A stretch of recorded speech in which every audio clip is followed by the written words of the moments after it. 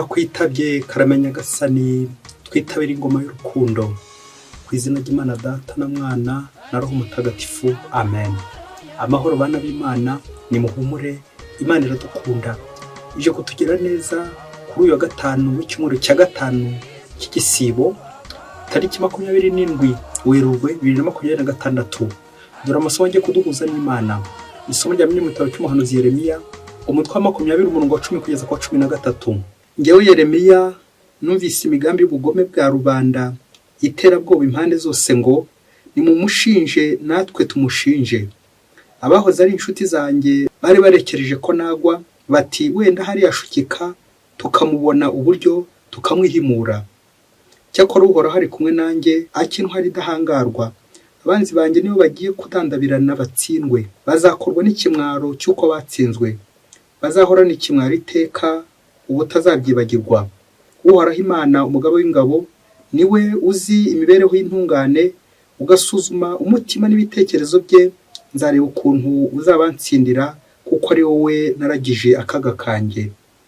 Nimuririmbire Uhoraho mumusingize, kuko yaruye ubugingo bw'umuzigirizwa mu minwe y'abagira nabi. Iryo ni ijambo ry'Imana. Zaburi ya 18, haragasingizwa Imana niyo mukiza wanjye. Uhoraho nagukunda wowe mbaraga zanjye, Uhoraho ni rutare rwanjye n'ibirindiro byanjye, akaba n'umurengezi wanjye. Ni Imana yanjye n'urutare mpungiramo, akaba ingabo inkengera n'intwaro nkesha gutsinda. Ni nawe ubuhungiro bwanjye budahangarwa.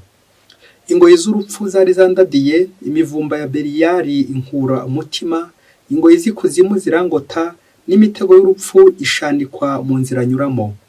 Nuko mu magorwa nanjye ntakambira Uhoraho, ntakira Imana yanjye. Nawe rero yumvira ijwi ryanjye mu ngoro ye, imiborogo yanjye imugeraho. Haragasingizwa Imana niyo mukiza wanjye. Nyagasani Yezu nabane namwe. Amagambo mu Ivanjili ntagatifu ko yanditswe na Yohani, umutwe wa 10 umurongo wa 31 kugeza ku 42. Muri icyo gihe Abayahudi bongera gufata amabuye yo kumutera. Nibwo Yezu ababwiye ati, naberetse ibikorwa byiza byinshi bituruka kuri Data, none muri ibyo bikorwa icyo muntera amabuye ni iki?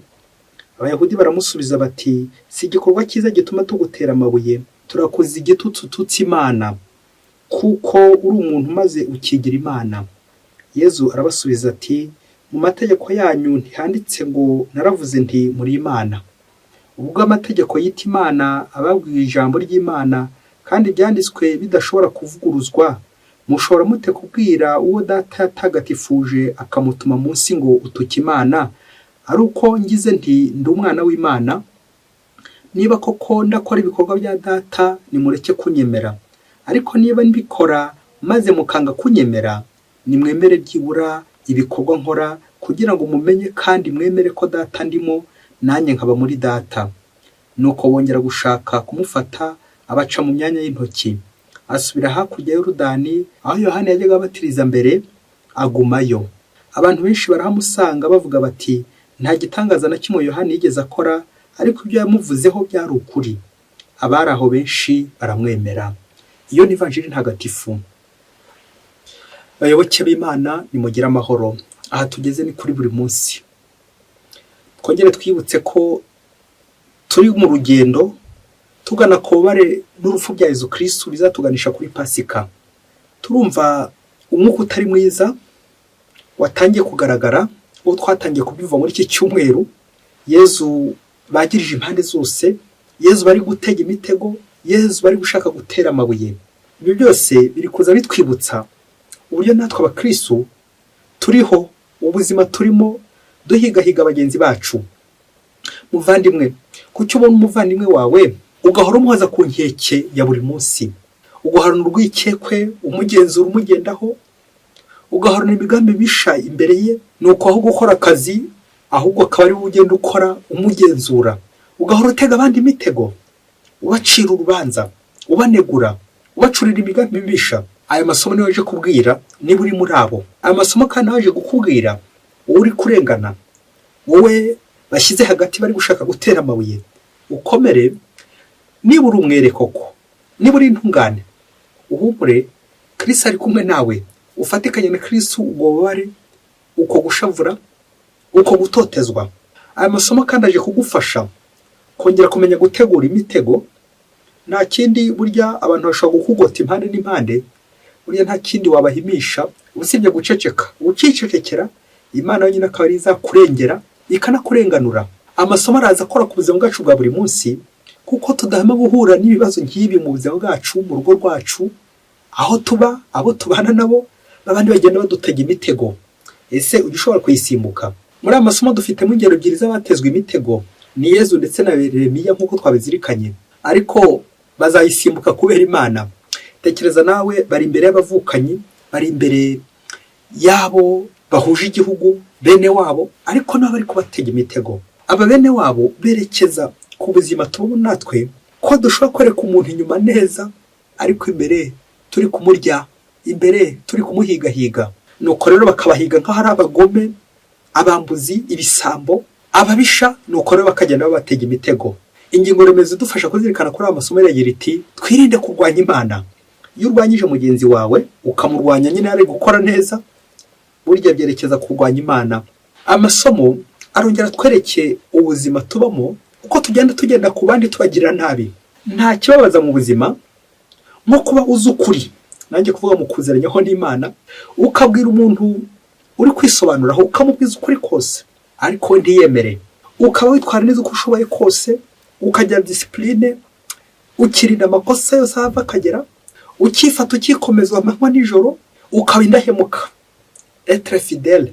Ariko mubana we akajya kubonamo umuhemu, akajya kubonamo indyarya, akajya kubonamo umugome, akajya kubonamo umubisha, kandi bene abo baba ari n'inshuti zawe.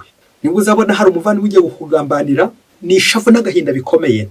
Umuntu mugendana, umuntu musangira, ariko akaba ari we uri kukugambanira. Umuntu muryamanye, umugabo n'umugore, umugore akaba yagambanira umugabo, cyangwa umugabo akagambanira umugore. None uyu munsi mu isomo rya mbere twumvise mu gitabo cy'umuhanuzi Yeremiya ugarijwe n'abagome bafite umugambi mubisho kumushinja ibinyoma.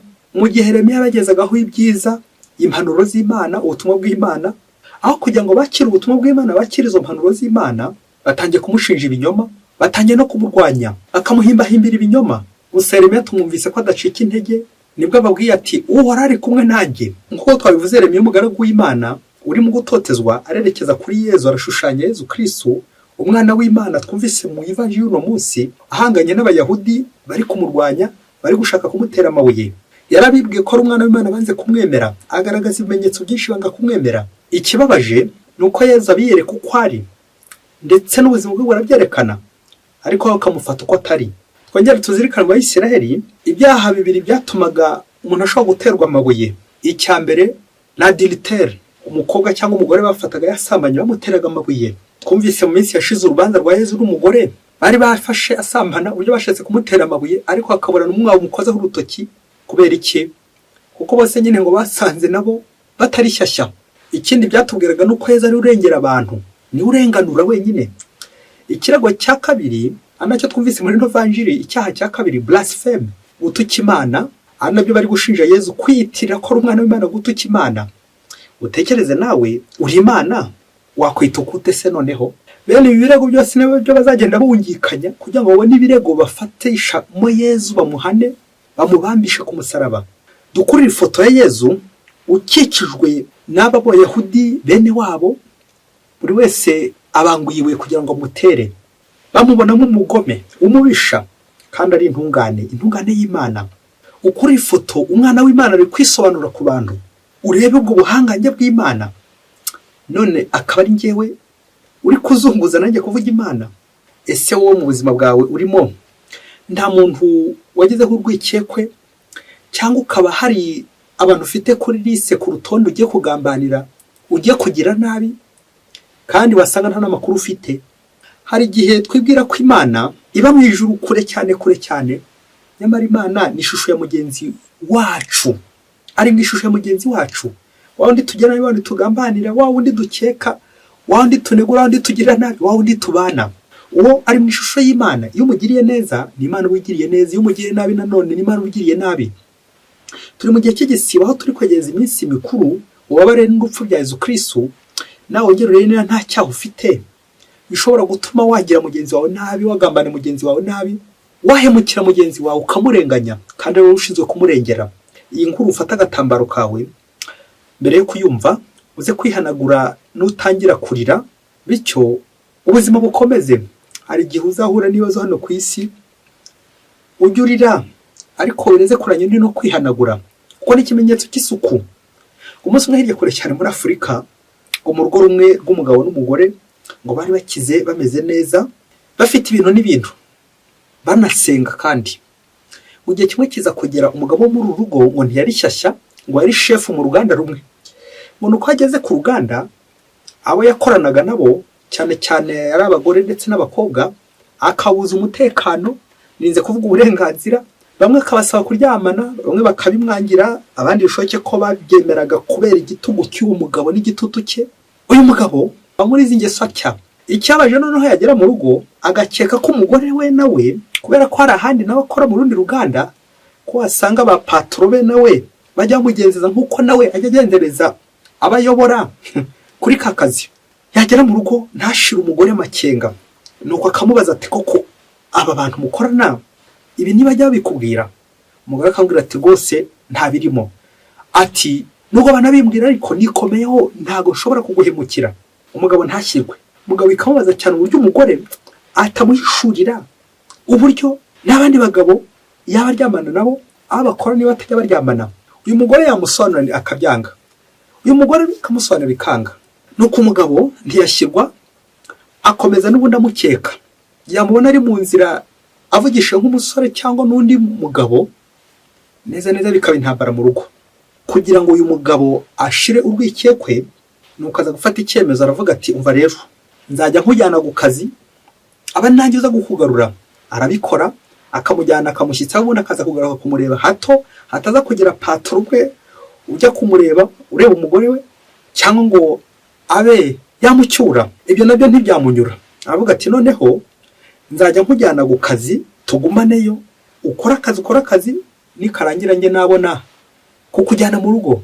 Nabyo umugore arabyemera bigenda bityo. Umugabo rero igihe cyaje kugera bashaka kumwirukana ku kazi kubera ko igihe kirekire nyine akimaraga ari iruhande rw'umugore ari kumucunga umugore ataza kumuca inyuma. Kera kabaye umugabo nabo none ntiyanyurwa none afata icyemezo kugira ngo atamwirukana ku kazi ko umugore ajya kumukura ku kazi atazamuca inyuma. Nuko aramufata amufungira mu gipangu ati ninjye uzajya uhaha ibindi ntibikureba ariko ntihazagira umugabo n'umwe uzamvogerera urugo wese kuvogereza abandi. Inkuru y'umwana isubira inyuma. Wa mugabo akajya afungira umugore mu gipangu.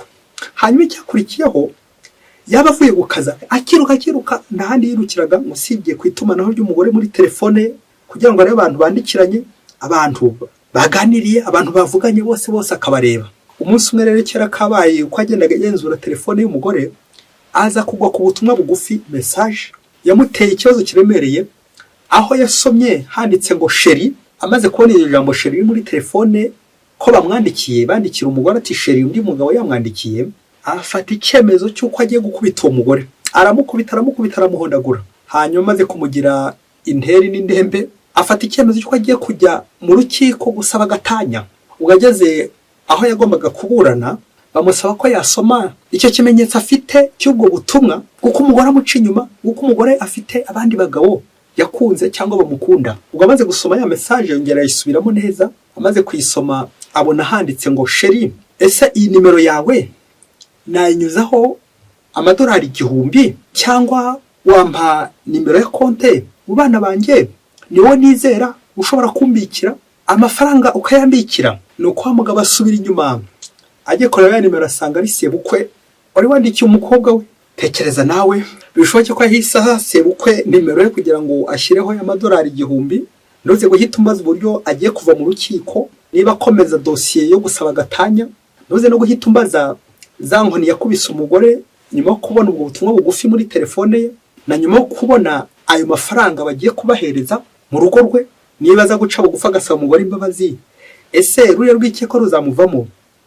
Aha bya bindi byamvugira iti kamere ntikurwa na reka kandi nguzuye inguru bazibona hose.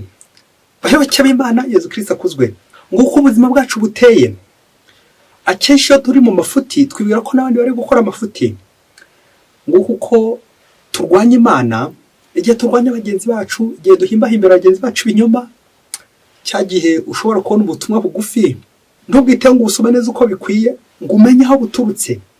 Uko niko natwe mu buzima busanzwe dukunze kubaho turi kugambanira bagenzi bacu, turi kubacura imigambi mibisha, turi kubagira nabi. Ese wowe haramutse hagize ukugira nabi kubera ayo makosa uhora ukora, ese wowe ko ushinja abandi ko basenya urugo rwawe, wowe ko usenyiza abandi, nk'uko ufite icyaha akenshi ushaka no kwicura ku bandi ukumva nk'aho abandi nabo ariko bameze. Nyamara muri ino si hari abantu bifata ubuzima bwabo bwose bagakora neza, bakirinda guhemuka, buri gihe bagahora batunganiye Imana ndetse bagahora batunganya n'isezerano bagize. Hari n'abandi ariko nabo bahorana umutima wa bombori wo kugenda buri gihe bakora nabi, aho banyuze hose bagenda bakora nabi, ndetse baba batari gukora nabi bakumva batari mu mwanya wabo.